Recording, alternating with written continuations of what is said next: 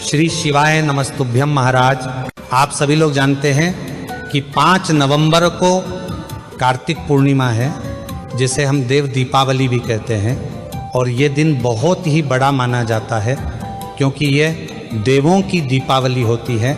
और इस दिन आप लोग चाहे व्रत रखो या ना रखो, पर आपको अपने घर में ये एक चीज़ जरूर खानी चाहिए, क्योंकि कार्तिक पूर्णिमा एक ऐसा दिन होता है जिस दिन अगर आप इस चीज़ को अपने घर में बनाकर खुद खा लेते हैं और घर के लोगों को खिला देते हैं, तो महाराज आपके जीवन की सारी परेशानी एक साथ खत्म हो जाएगी और जो भी आपकी मनोकामना हो वह पूरी हो जाती है। महाराज, आप सभी लोग जानते हैं कि कार्तिक पूर्णिमा कार्तिक के महीने का आखिरी वह दिन होता है जिस दिन आप लोग कार्तिक के महीने का पूरा फल इस आखिरी दिन में पा सकते हैं। यह दिन देव दीपावली के नाम से भी जाना जाता है, क्योंकि इस दिन देवों की दीपावली होती है। अभी कुछ दिन पहले हमने दीपावली मनाई थी, पर कार्तिक पूर्णिमा के दिन सभी देवी देवता दीपावली मनाते हैं, तो आप खुद समझ ही सकते हैं कि यह कितना बड़ा दिन माना जाता है। जिस तरीके से दीपावली के दिन हम लोग अपने घर में दीपक जलाते हैं, आतिशबाजी करते हैं, मिठाई बनाते हैं,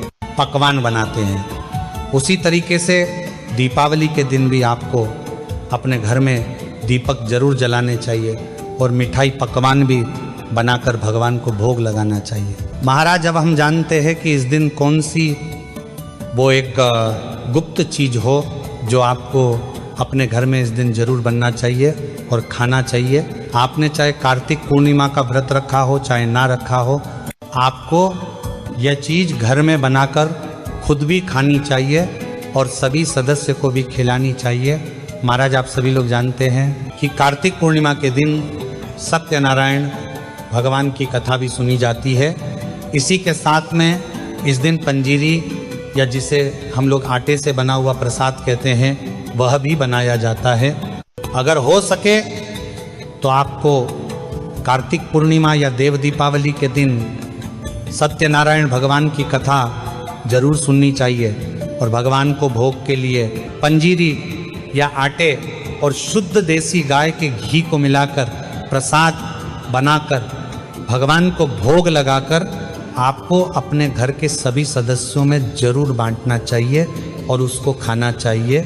इससे स्वयं भगवान नारायण और माता लक्ष्मी जी का आशीर्वाद आपके ऊपर बना रहता है। इसी के साथ में कार्तिक पूर्णिमा के दिन आपको अपने घर में चावल और शुद्ध देसी गाय के दूध से खीर जरूर बननी चाहिए, और यही वह चीज़ है जिसको आपको इस दिन अपने घर में बनाकर भगवान को भोग लगाकर खुद भी खाना चाहिए और अपने पूरे घर के सदस्यों को भी खिलानी चाहिए। ऐसा करने से भगवान विष्णु जी और माता लक्ष्मी जी आपसे प्रसन्न होते हैं और आपके घर के सभी सदस्यों को आशीर्वाद प्रदान करते हैं और आपके घर में हमेशा प्रेम बना रहता है। इसलिए इस दिन आपको अपने घर में चावल की खीर जरूर बननी चाहिए। महाराज, अब प्रश्न ये आता है कि हमें ये पंजीरी और खीर किस समय बनाना है? तो आपको पंजीरी सुबह के समय बनाना है, जिस समय आप सत्यनारायण भगवान की कथा करा रहे हो या सुन रहे हो, और कथा हो जाने के बाद इसका प्रसाद आपको बांटना है और खुद भी खाना है। महाराज, अब खीर वैसे आपको शाम के समय बनानी चाहिए। अगर आप चाहे तो सुबह के समय भी खीर बनाकर भगवान को भोग लगाकर उसे खा सकते हैं। महाराज, इसी के साथ में आपको इस दिन शाम के समय किसी भी नदी, बावड़ी या तालाब के पास जाकर दीपदान भी जरूर करना चाहिए। इस दिन गंगा दीपदान करने का बहुत ही बड़ा और विशेष महत्व बताया गया है। इसलिए अगर आप गंगा के तट पर जाकर इस दीपदान को कर सकते हैं तो बहुत अच्छी बात है।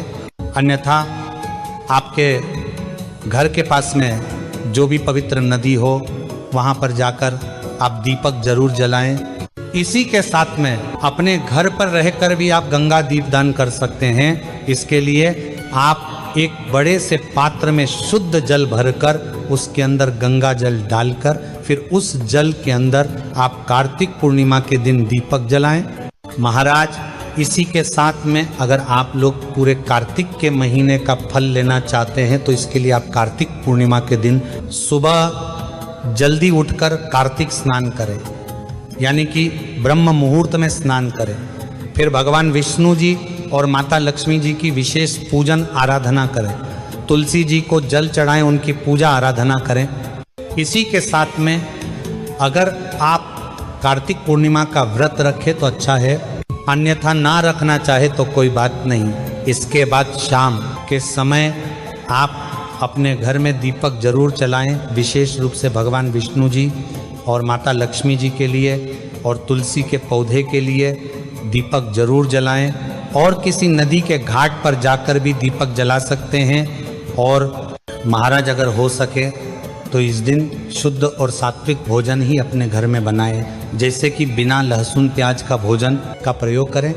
महाराज इसी के साथ में इस दिन जिस भी तरह का दान आप करना चाहते हैं वह जरूर करें, क्योंकि इस दिन का दान पुण्य कभी समाप्त नहीं होता, इससे भगवान बहुत प्रसन्न होते हैं। आप यह दान किसी ज़रूरतमंद व्यक्ति को भी कर सकते हैं या ब्राह्मणी जान को भी कर सकते हैं। महाराज इसी के साथ में कार्तिक पूर्णिमा के दिन शाम के समय कई सारे लोग 365 बत्ती का दीप दान भी करते हैं, जिसके लिए आपको एक ही दीपक में 365 बत्ती की एक बत्ती बनाकर तैयार करनी होती है।